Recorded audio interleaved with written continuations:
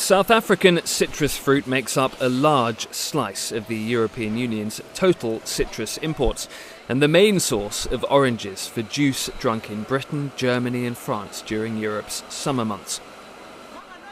So if they were to be banned from the EU on a long-term basis, the European consumer would notice.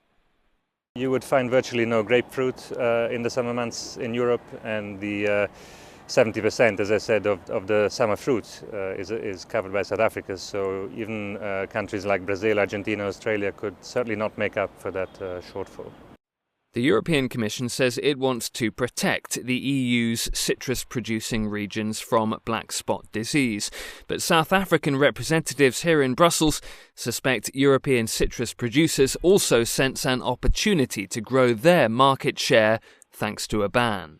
Certainly there have been communications from particularly the Spanish growers, but also the European Farmers Organization calling for an immediate and outright ban on South African citrus fruit.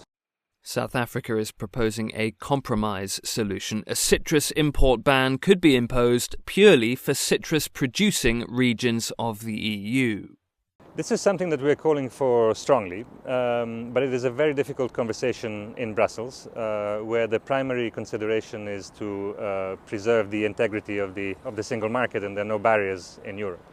That said, we have actually drafted a proposal. In the meantime, South African producers must wait for an EU food safety study on black spot, on which huge amounts hinge for South Africa's citrus industry. That is due out in the next few weeks. And so expect South African fruit to be high on the agenda here in Brussels well into 2014. Ollie Barrett, Brussels. Know more about your world. eNCA.com